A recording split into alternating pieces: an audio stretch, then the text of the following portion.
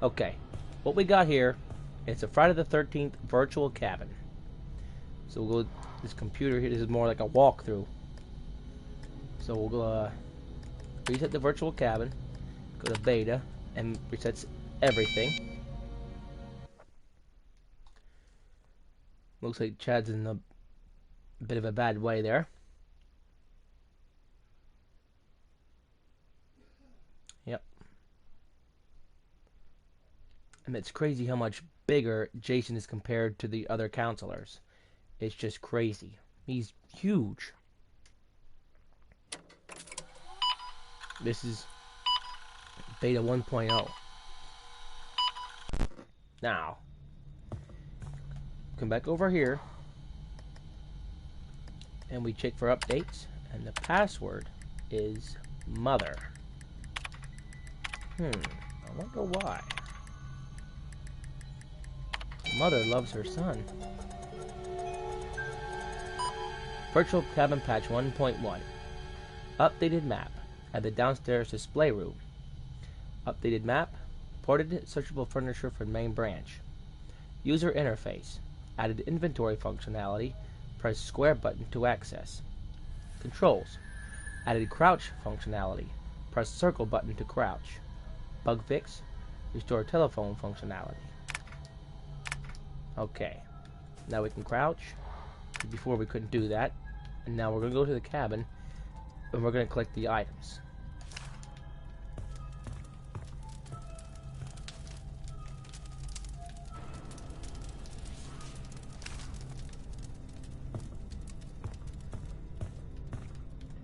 These are the dolls, the figurines we have to collect and put on pedestals. We'll go in here. There's a snake.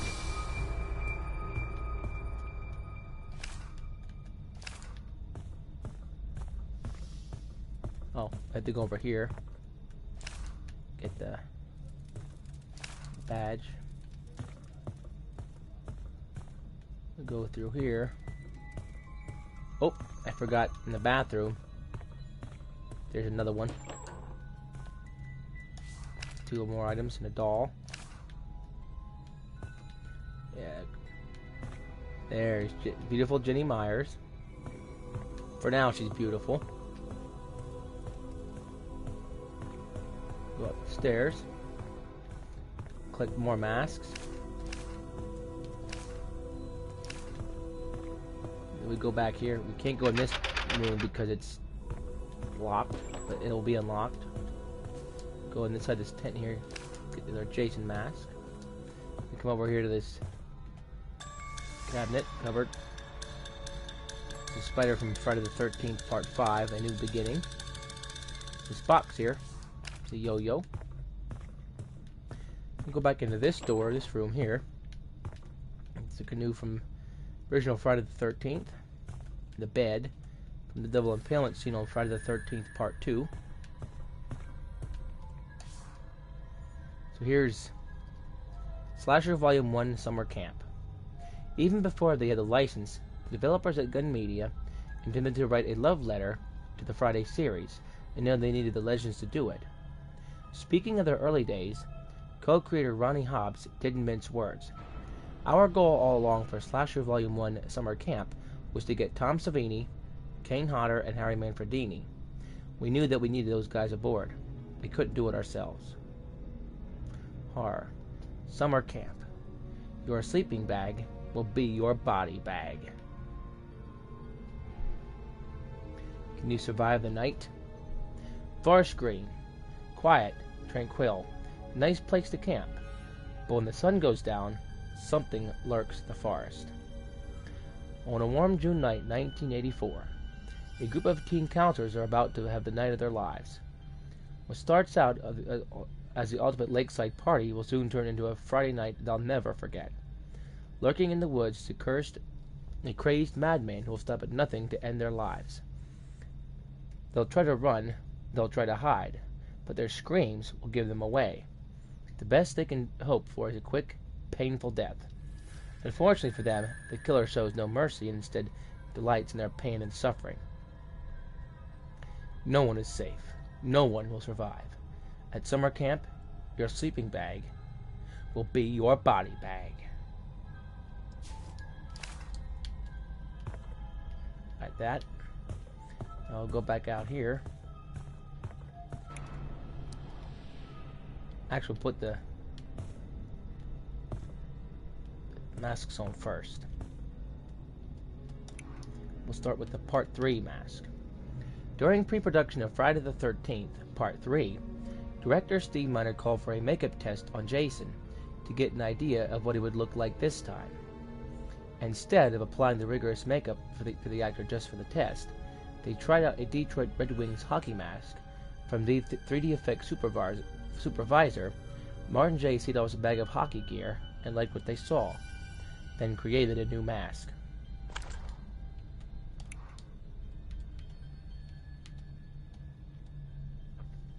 Part 4 mask. Tommy's fascination with masks served multiple purposes in this film. They served as an homage to seminal special effects artist Tom Savini, as well as adding a darker layer to Tommy's character, providing an omen of things to come. According to screenwriter Barney Cohen, he also made a philosophical point about horror, that it is contagious. The horror that Jason dispenses can be passed on to anyone.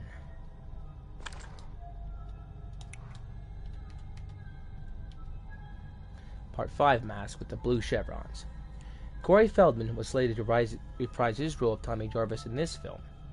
Unfortunately, being cast in 2 Spielberg movies, which one of them was The Goonies, and I think the other one was The Lost Boys, led to scheduling conflicts.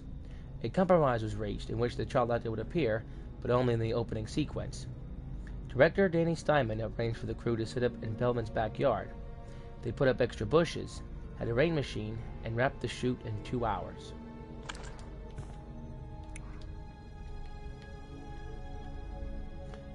Part 6 mask. This film featured a recasted Jason. The filmmakers discovered a 6'3", 250-pound nightclub owner named C.J. Graham. Graham was part of a hypnotist stage show whereby a magician would put audience members in a trance and ask them to imagine they were encountering Jason Voorhees. Graham would dress as Jason and scare them in the middle of the hypnosis. The production team was impressed and cast Graham as Jason for the movie.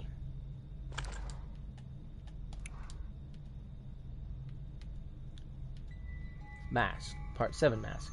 This film marks the first of 4 times Kane Hodder would play the role of Jason Voorhees, a series record. Hodder's portrayal was met with wide acclaim, but it was not without cost. The veteran stuntman took a lot of abuse.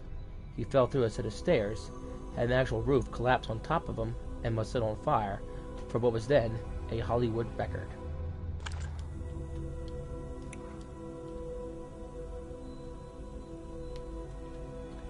Part 8 mask. One of the most emblematic moments of this movie was the scene of Jason in Times Square. Kane Hodder, who played Jason, stayed in character the whole time. There were hundreds of people on both sides of the street watching the filming. With one quick look from Jason, the crowd would scream, cheer, and go wild. Part 9 mask. For this movie, the special effects team led by Greg Nicotero went for a mutated disease look for Jason. The theory was that the hockey mask had been on Jason for so long that the skin had grown around it. The difficulty was that Kane Hodder couldn't take the mask off between takes. Hodder had to do the entire shoot and all the stunts by breathing his own exhaled air. Go back to Part 5. Take it off and push X. Now you heard that noise, everybody? That was a drawer opening. Our first secret patch. Every Jason model takes months to create and countless iterations. It's usually the mask that takes the longest, said Gun Media co-creator Wes Keltner. We can usually nail the face in 4 iterations. The mask is about a dozen before it's right. The holes have to be right, the chevrons have to be right, it's got to be perfect. Now, we're going to start up here with the items now, the items.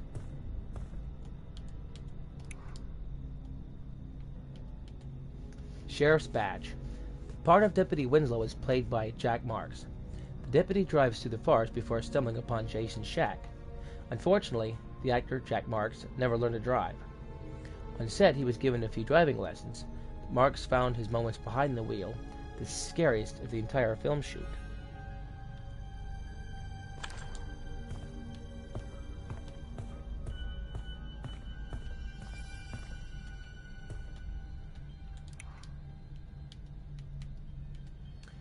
Yo-yo. The yo-yo scene was purely a stunt to demonstrate the depth of the brand new Marks 3D system.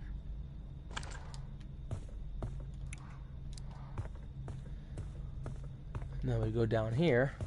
Oh yeah, we'll look for the sequel to Summer Camp. Another 24 hours of nightmares and terrors. A Long Night at Camp Blood Part 2. So good that I would never spoil the ending. G.S. The Chicago Fabroon. Just when you thought it was safe to go back to camp, terror comes back for s'more. 5 years after the horrendous massacre at Camp Blood, all that remains is the legend of Josh and the death curse that took the lives of 7 counselors. In the nearby summer camp, the counselors are concerned with the crazy ramblings of the Prophet of Doom. One by one, the salacious teenagers are brutally slaughtered by Josh and his chilling head of voluptuous hair. Experience the sequel with the lowest death count in the series. Go down here. There's a radio. Okay, so did you want to do an intro? Hello. Welcome to the virtual cabin. I'm Chuck Brengard, CEO of Ilphonic, and we are the developers behind Friday the 13th, the game, which you are currently playing now. Is there anything you want to say to the fans? Sure. I just want to say thanks for playing and supporting the game. Our fan base has been incredible. This project has exceeded even our wildest dreams, and that's because of all your continued and amazing support. So where are we? So this is the virtual cabin, 2.0 to be exact. The virtual cabin was a way for our backers to check out new art assets and discover a few hidden Easter eggs as we were building the game. It was a really engaging way to show a sneak peek at what we were developing. So, why bring it back? A ton of work went into researching the Friday the 13th films for the game, and we wanted to present a fun way to go behind the scenes and learn more about how the movies in the game were made.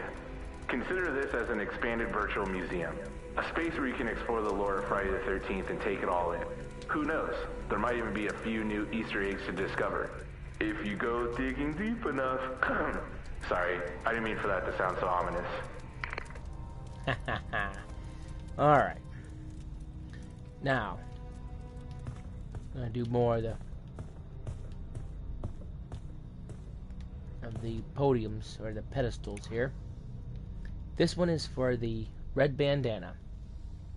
In Friday lore, Steve Christie is the entrepreneurial son of David and Louise Christie, who owned Camp Crystal Lake at the time of Jason's drowning.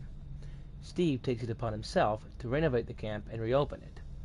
By fixing the camp, he draws a murderous ire of the killer, still reeling from Jason's death.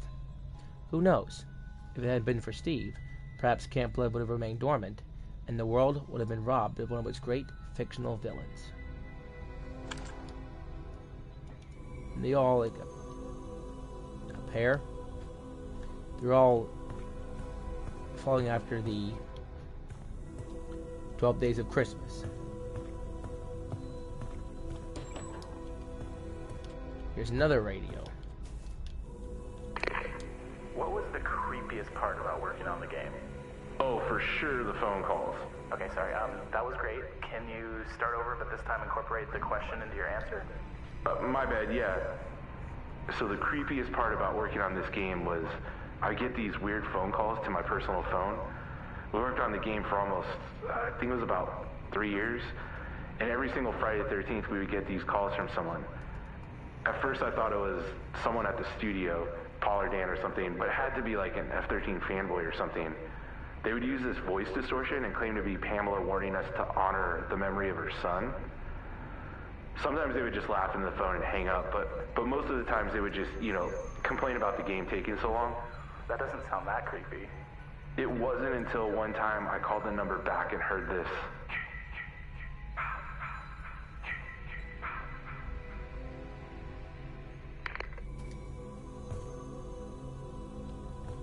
and this is the one for the blue cap. The song that plays during Crispin Glover's idiosyncratic dance is Lion's Love Is a Lie. However, during filming, it was AC/DC's Back in Black that was played on set. In an interview, Glover recounts the scene. That was a dance I came up with for it. They did not use Back in Black in the soundtrack. It was certainly an unusual way to dance that piece of music, but the motions of the dance fit properly to that song if it is correctly synced. Their patch. The dev team studied every minor detail in the films, even the copies on VHS. To get the look and feel just right, at PAX West 2016, Ilphonic CEO Chuck Brungart described their task this way. Animation-driven games are very hard to make, very complicated because there might not be huge tech, but there's a ton of animation that goes in there. A lot of code that has to line up, play the animation right, to play the transition right, to really get the weight and the feel right. There's so much under the hood that goes into that. When we decided to do this project, we knew that would be the biggest challenge. Got 2 badges. Now for the figurines.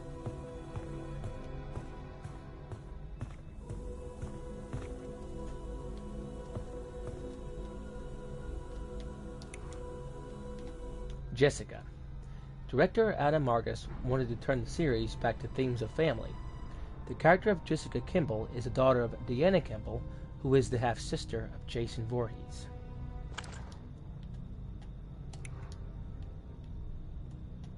Jason. There are over 100 licensed Friday the 13th products and toys. Together they have grossed more than $125 million in revenue.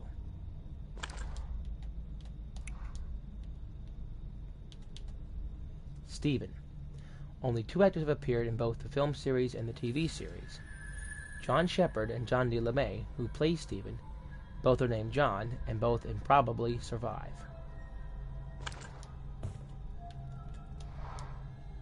Diorama display. A depiction of the final scene set at the Voorhees house.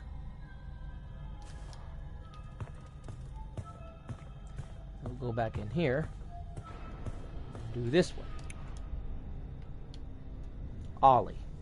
The role of Ollie, a tough member of a local biker gang, was played by an actor named, appropriately enough, Nick Savage. It's a rough movie for Ollie. His bike is damaged, his friends are killed, and he gets his arm chopped off before being macheted to death with a hatchet. In an alternate ending, he survives, but that footage, like Ollie himself, was cut. Poor Ollie. Jason. After the success of the first movie, Frank Mancuso Sr., the CEO of Paramount Pictures, wanted to make the franchise into a series with each movie having a different story. It was reportedly Phil Scuderi, Steve Minasian, and Bob Barsamian who insisted that the sequel have Jason Voorhees.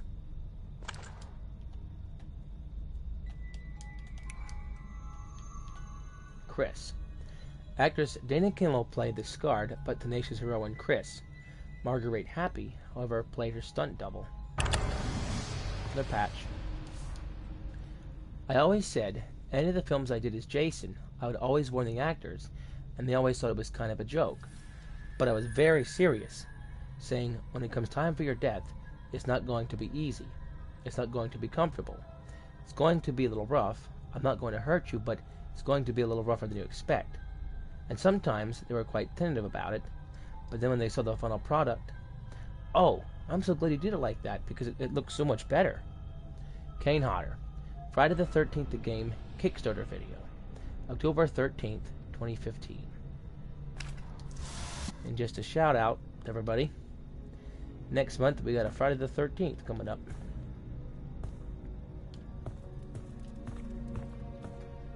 Now, bear with me here, people. I gotta now for the other patch.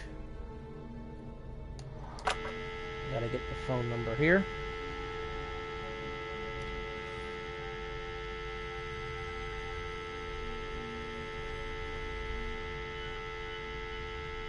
It's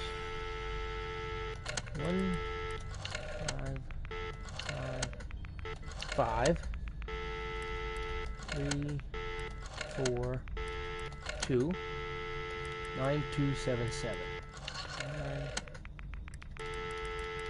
2 7. Who is this? Where is my boy? Here's the patch. Wes Keltner never dreamed he'd get the phone call that the Friday the 13th license will be granted to Gun Media. We sort of assumed we'd make Slasher Volume 1 Summer Camp as a sort of homage, and then maybe later someone would give us a call, some Hollywood type. But we really weren't banking on that. It was just, make the best slasher experience we can. Now we're going to call the police department, and this is where they do the prank calls.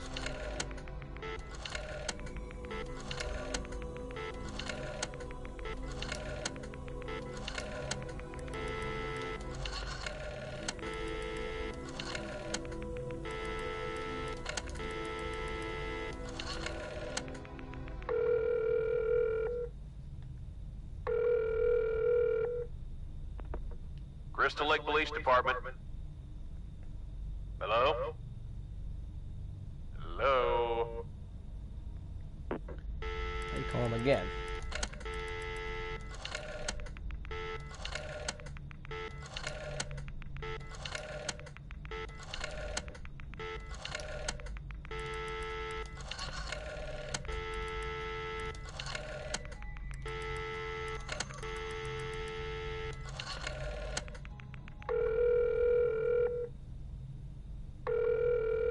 Crystal Lake Police Department. Is anyone there?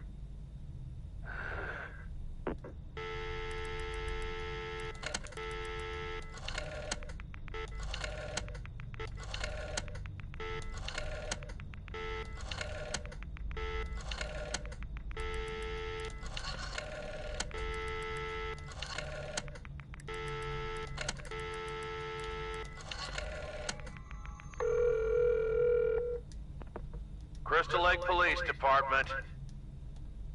No, it's probably just Ralph again. And Ralph isn't crazy Ralph.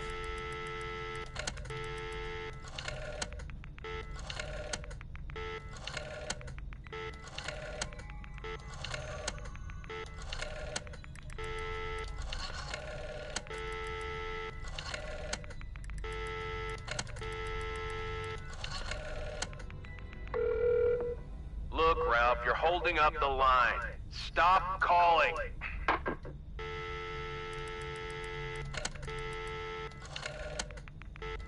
can call 2 more times, and then that's when.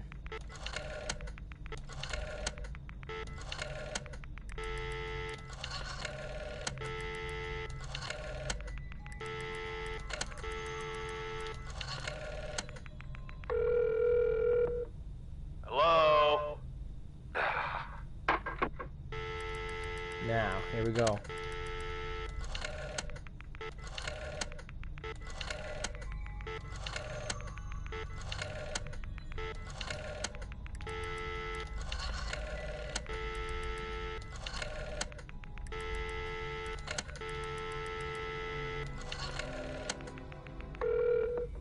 Crystal Lake Police Department.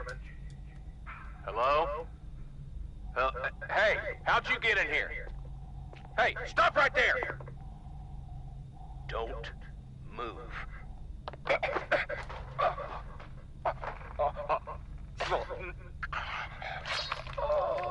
Ooh.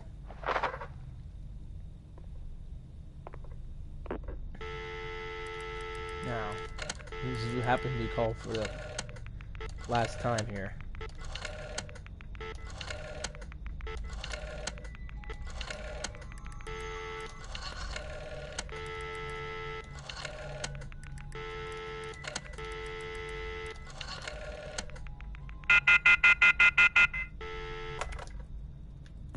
Now it's official. Okay. Now those patches that we collected go right here. This door opens here. We hear a phone ringing. Everybody hear that? This is the Jason room here. Yep.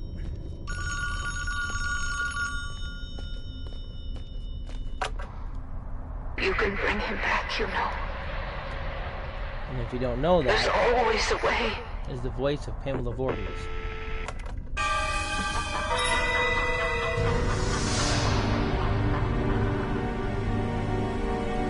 Now that's the first version of Virtual Cabin.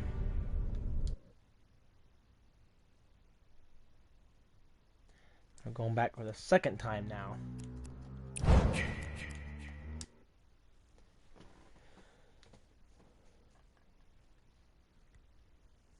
And the loading screens give you like tidbits, and plus it's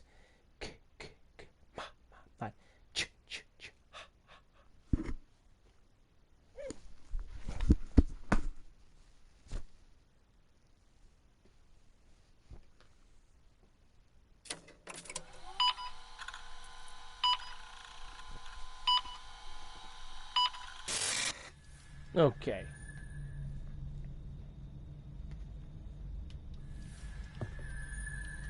And now, might as well go through the counselors first though.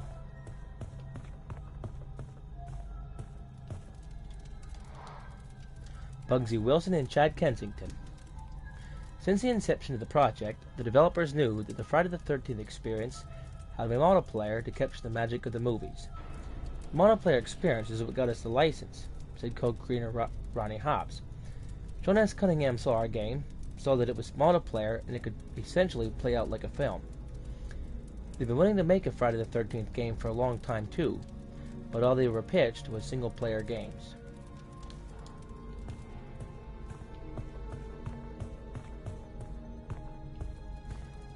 We'll get him last. Oh yeah. Pick in this door. Ooh. Tiffany Cox and Kenny Rydell. The Spring Break 1984 Clothing Pack DLC introduced skimpy swimsuits and a new challenge for the art team at Elphonic. In an interview, art director Cole Gray stated, "We hadn't built the system originally for the customization of swimsuits. We've had to overhaul how the characters function fundamentally. It has to do with a much larger scope of work that involves a gore system. So now we have to have a bunch of new clothes that work with the way our characters pop. Our characters are essentially crash test dummies. They have to break apart at certain locations. It was a bit of a challenge."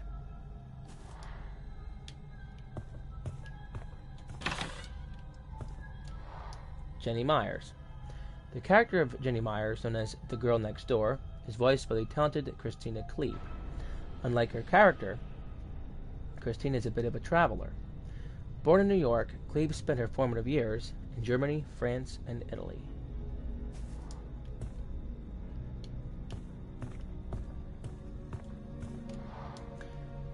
Deborah Kim.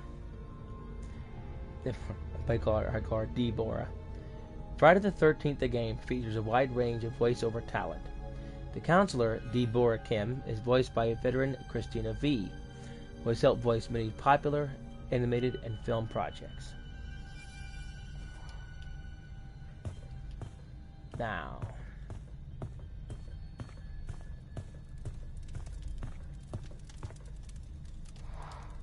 Eric J.R. LaChappa. As part of the Kickstarter campaign, certain high-tier backers could get their likeness included in the game. One such generous backer was Eric J.R. LaChappa. LaChappa's best two stats are Repair, 1010, and Stealth, 810. If anybody gets this ominous feeling, they're not very wrong. We changed the date to June 13th, 1979, which is when the first movie took place, not when it came out. Date is set. Now, they're speaking their phone ringing downstairs.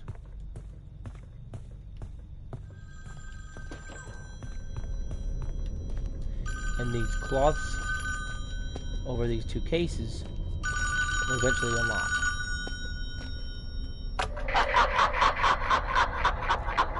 Uh-oh. You should have been watching him.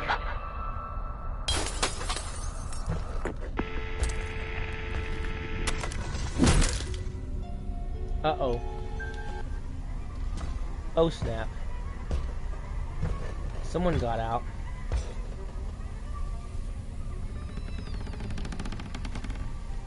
Uh-oh.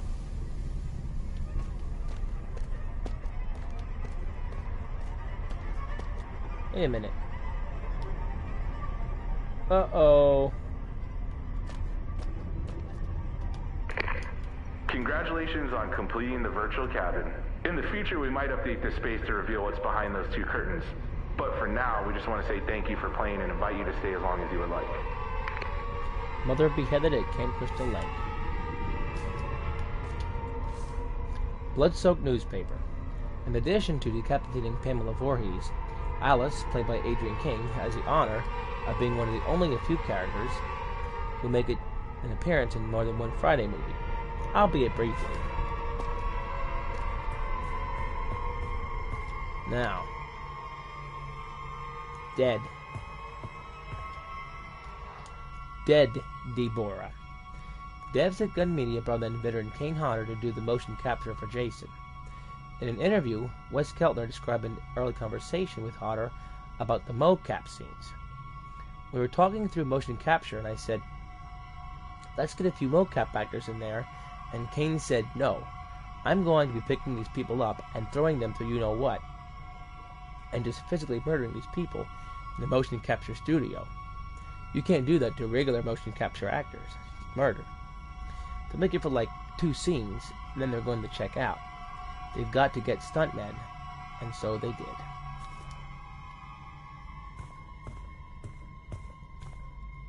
Uh-oh. Dead next door. At 25, the death count of Jason X is one of the highest in the franchise. Large as the number is, it doesn't take into account how Jason inadvertently murders the crew of the space station Solaris, which is a population that is possibly in the thousands, but is nevertheless unknown.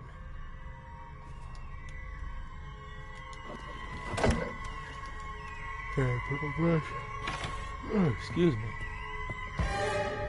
Oh, there he is.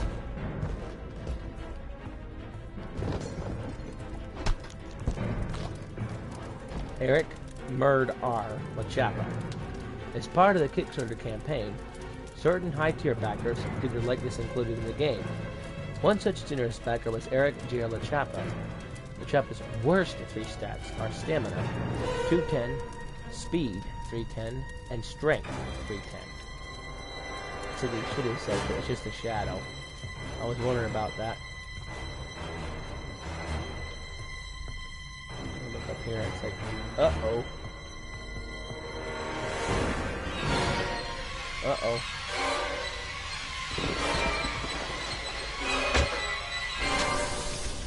Murdered. To some, the Friday the 13th movies are the epitome of morality in 80s slasher movies. Yes, there are drugs and promiscuity, but immoral teens are always punished. Cases have been made that Jason was a modern Reagan-era killer because he was killing off those kids who didn't just say no. Sean Cunningham said in a 2017 interview that F-13 was not about punishing people for having sex or morals, but that he was approaching the story with something like Jaws in mind.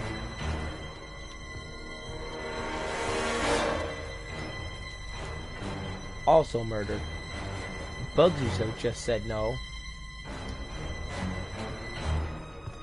Go back down. And here the door's open. Uh-oh. Slaughtered. Movies are magic. And to Tom Savini, the special effects people are the magicians. We misdirect you all the time, said Savini in a roundtable discussion about the Friday the 13th series. Because it's a magic trick. We do what magicians do. A magician will make you look here and he's pulling flowers out of his butt here. You didn't see the flowers because he misdirected you here. Uh-oh. Reminiscent of the original. Key. The killer's famous sound cue from the films was created by Harry Manfredini as a nod to the scene where Pamela says the line, "Kill her, Mommy." He took the consonant sound k for kill and ma for Mommy and ran it through an Echoplex to get the final cue. Now, go over here, and now the door is now open. But before I go out, I forgot the one radio. It's right here. Sweet. Well, now you know the virtual cabin goes a little deeper than we let on. There are quite a few more like secrets left to discover. We hid some content in this cabin that will not be easy to unlock. You'll really have to think outside the box. So like a puzzle game. Think of this less like a puzzle game designed to get through in like an afternoon, and more like an experience for our community to get to know the movies better, or for the hardcore fans to test their knowledge. That might be too much to say, but we can always cut that out later, right? Mm-hmm. And how will players know when they've uncovered all the secrets? It should be pretty obvious. Okay. Now, going outside. Now, do the save tape there. Here's the key to unlock the door. Here's the shovel. The opening of Part 6 has a frantic Tommy Jarvis digging up the rotting corpse of Jason. Harry Manfredini's musical score for this harrowing scene is entitled Coffins and Maggots and Worms, Oh My! Explosion. In Part 7, Tina and Nick escape the lakeside house before it explodes. Behind the scenes, multiple charges were staged to create consecutive explosions. However, when the trigger was squeezed, the building was instantly inflamed and the blast broke the cameras. The longest salvageable piece of film was about 20 frames, less than a second. Now we go over here. This bicycle. Now if the gamma, the brightness, was all set to back, you won't be able to see it. It would be too dark to see this bike. Crazy Ralph's bicycle. In addition to the main cast, Walt Gordon came on as Crazy Ralph, the town's soothsayer. As the identity of the killer is kept secret until the end of Part 1, Ralph's character is meant to give the audience another possible culprit. Director Sean Cunningham was apprehensive about including the character, and to this day is not sure if he accomplished his goal of creating a new suspect. Now we'll go up here to this refrigerator. There's a lock on it. They have a combination. It's 53, 12. And there's Pamela's head in the fridge. And listen to Part 2 again. And the denouement of Part 2, the protagonist, Jenny, is being chased by Jason when she stumbles upon a shack in the woods. Barricading herself inside, Jenny finds a shrine to Mrs. Pamela Voorhees, complete with candles, her gnarled sweater, and decapitated head, played by actress Connie Hogan. And an ending that was ultimately scrapped. Pamela's head was to come to life and wink at the camera. Come home to Mommy, Jason. You know the way. These people like to eat hearts and gizzards, it looks like. Chicken from Part 3. Mechanics. There are quite a few ideas that the game developers tested and ultimately scrapped. In the panel about the game, Dev Ronnie Hobbs described their initial thought on the car. Early on in development, we had this idea where Jason could do something to the car. The problem is, that's the first thing he does. If you know that you can break the car, Jason goes there immediately and breaks it. And then there are the physics involved. If you've played our beta, you saw how funny the car physics were. The cars would end up on top of houses and trees. They would go flying into outer space. And here's the radio.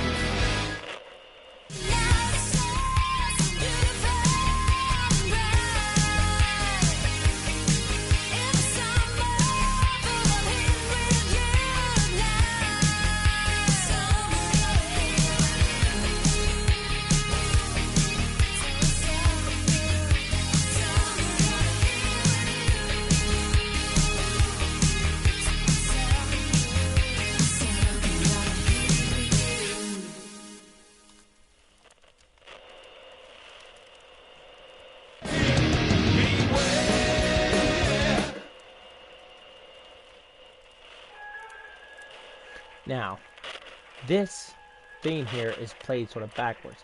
It's a secret to one of the puzzles in this virtual cabin, but we don't need it because I know the walkthrough anyway. So, I'm going to walk away here to get that sound going, so because it doesn't get annoying. We go here. Tent. Despite the darker material, the Friday the 13th series have been occasionally lauded for its morals. In the early scene of Part 9, two campers are having sex in the little tent. Not wanting to use protection, they throw their condom out into the woods. Jason, alerted to the lovemaking, approaches the tent and steps on the unused condom before murdering the couple. For this scene, the Wall Street Journal called the film a return to morality in cinema. Fox. In Part 3, Gloria Charles played the memorable character Fox, who along with her motorcycle gang menaces Shelley and Vera at a local supermarket. Making a hasty exit, Shelley accidentally knocks over the gang's motorcycles and speeds off. In the scene that was never filmed, the biker gang gives chase. After lashing Shelley's car with chains, the chase was to end with Shelley popping a champagne cork into Fox's face.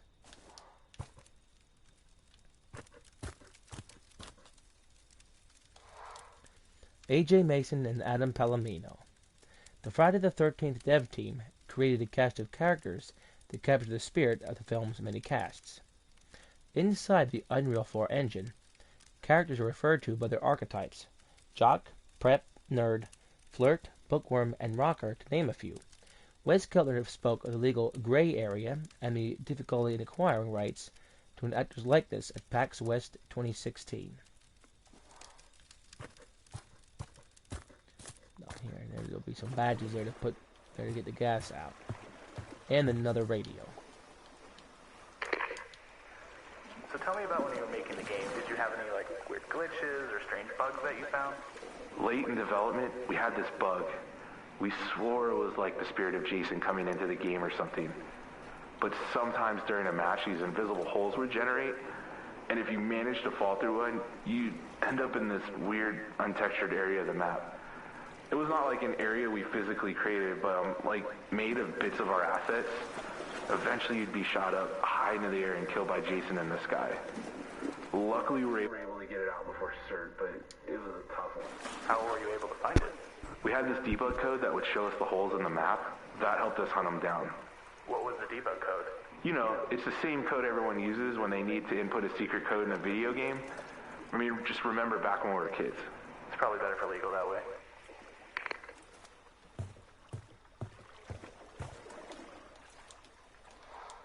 Water effects. Pouring rain frequently finishes the last half of a Friday the 13th film. Some actors have found the constant night shoots a hardship. Some have found a silver lining. Melanie Kinnaman was grateful when they turned on the rain because at least she looked good wet. There's a stink bug in this room. I gotta get it out of here. There we go.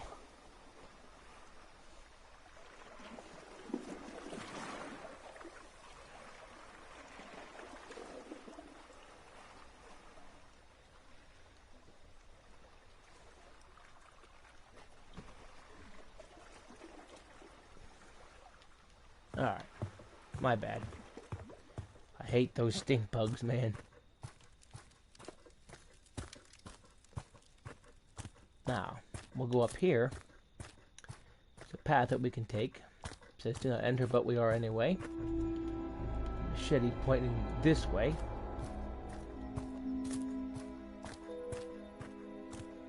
Go through this, and there's an arrow way down here.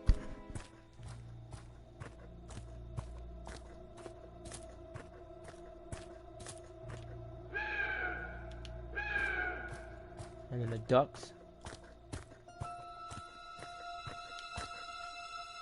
And then there's a dirt mound way over here.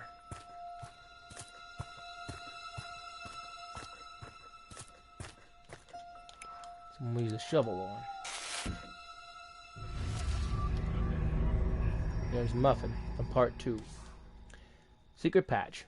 Muffin, the cute dog with a purple bow in Part 2, seemingly encounters Jason Voorhees while exploring in the woods. Later that day, two counselors find the carcass of a dead dog that looks to be the beloved pup. But all is not lost. In the sequence near the end of the movie, Ginny and Paul hear a sound at the door. Is it Jason? The door opens to reveal Muffin.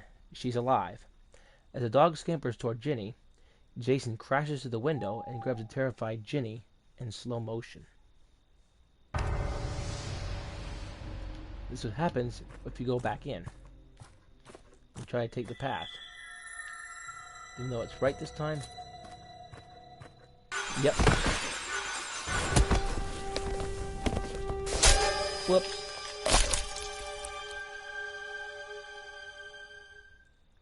And each time it's a different version of what happened to you.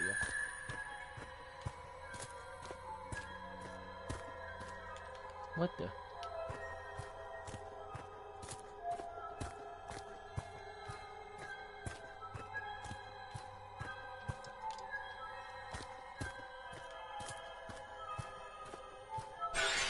Yep. Sometimes it scares the crap out of me.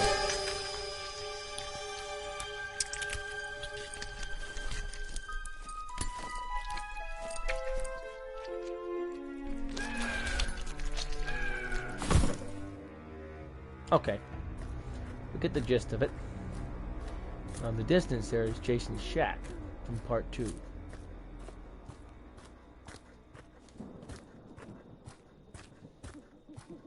You walk slow, but we don't have a time limit, which is good. Here's the shrine. Should have more bodies though. I'm home. You did good. Secret patch. Gun Media wanted to bring in the original Pamela Voorhees, Betsy Palmer, to the game. Sadly, Legend passed before they could approach her. I think that used to be Alice right there. Used to be.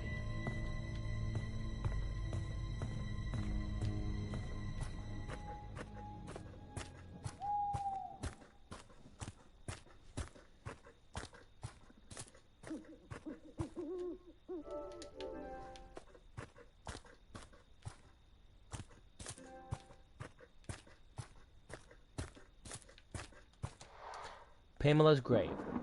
In Part 4, the full name of Pamela Voorhees is shown on a gravestone with the inscription, "At Rest." It's the first time in the entire series that her full name is revealed. Even Betsy Palmer, who originated the character in the first movie, didn't know to this moment that her first name was Pamela.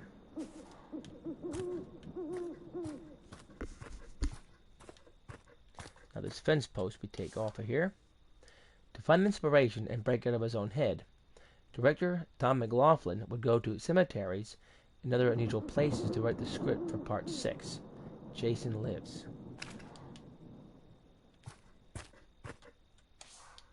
Bucket. Stuntman John Hawk played the dead Jason who was dug up in the opening of Part 5. There were no special effects used in the scene of Jason in the grave. For the shot, Hawk laid an open coffin as crew members with 5-gallon buckets dumped night crawlers on top of his face. Jason's grave. Part 6 has a first of 2 times that Jason is electrocuted back to life. The idea came from director Tom McLaughlin and was inspired from old Universal horror movies, particularly Frankenstein. You ready for this, people? Here we go. Uh-oh. Ay, ay, ay. Oh, wow. Fence post. You don't know what happens next, right?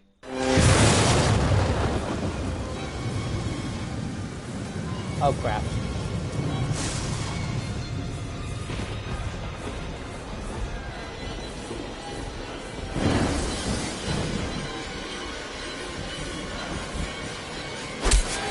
Slice. Slice. And 3rd time's the charm. Can't get it out there. Now, secret patch. Which version of Jason should be canon?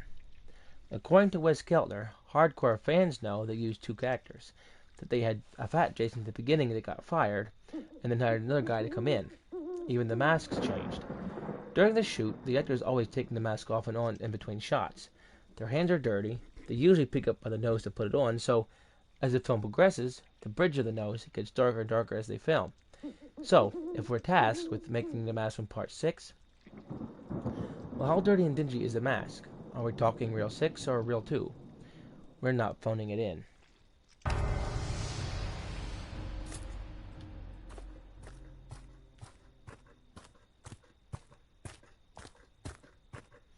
Now we have all the badges. Put them and get the gas wrap then. Yeah. What's this? Uh-oh. Outfoxed. The kills in Part 3 put the Mark's 3D system to full use. However, if you missed the theatrical release, seeing the film in 3D would have been a challenge. The original home video release was in 2D on VHS, Betamax, capacitance electronic disc, and Laserdisc. Only later was a deluxe Blu-ray edition sold that had a 3D version along with a pair of red-blue 3D glasses, fashioned to look like Jason's mask. Uh-oh. Deceased. Sean S. Cunningham, the creator of Friday the 13th, is known as the father of Jason. During the development of Friday the 13th, the game, he outlined for the devs his take on the role of the protagonist and why Friday movies are fun. What happened with Friday the 13th is almost anti-dramatic. You're supposed to have a hero that you empathize with and care for, and then you put that person in jeopardy. You're with them and hope they make it, and usually they do. And then you have a happy ending, blah blah blah blah blah. I've seen so many Friday the 13th scripts that were designed to find out what the protagonist really cares about, what their dreams are. Therefore, we're really going to care about her when she goes wandering in the woods.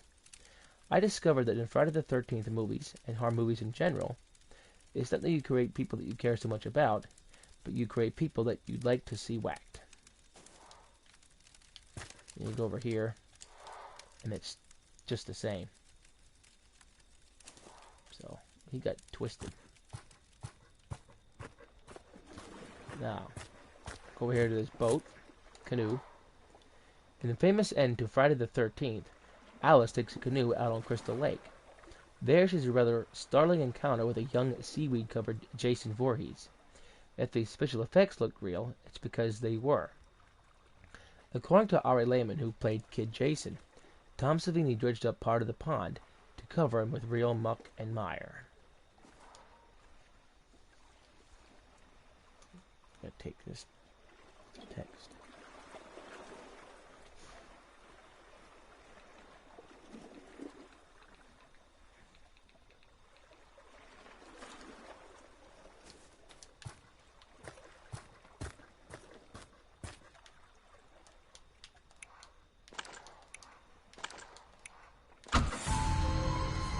Gas. In Part 3, Shelley and Vera, two of the protagonists vacationing at Crystal Lake, get into a confrontation with a biker gang at a convenience store. In retaliation, the gang follows the two back to Crystal Lake with the intention of getting revenge. The bikers, Allie, Fox, and Loco, siphon gas from a car in order to burn down the barn, but are ultimately foiled when they encounter Jason. It is not revealed how Loco got his name. However, it seems appropriate, given that the character is smoking a cigarette while siphoning gas.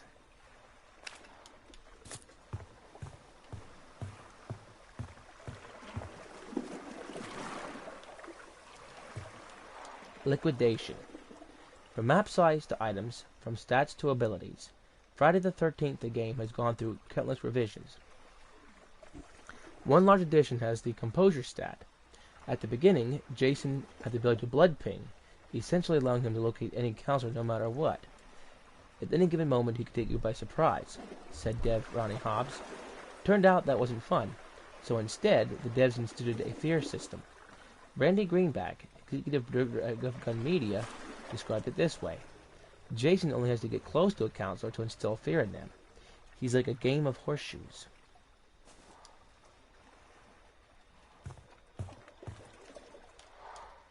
boat. Jason is sent back to his watery grave at the end of Part 6.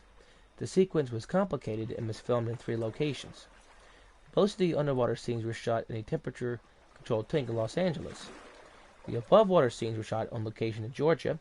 The last bit where Jason's neck meets the boat propeller was filmed in the pool of the director's father. Reportedly, the amount of chum spread by the blade ruined the pool's filtration system. However, this did little to perturb the patriarch who could boast that the Hollywood picture was filmed in his backyard.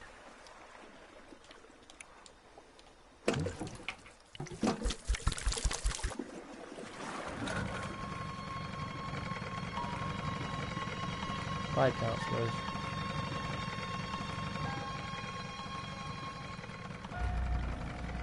Oh, here's it from the police officers. Good, we're saved. Don't trust that peaceful music either. Because we all know what happens next. Uh-oh.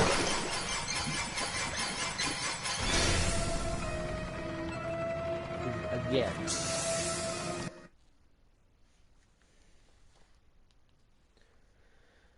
Well, that's where we'll end tonight. I'll probably be back on later. Don't forget to leave a like and subscribe. Thank you, people.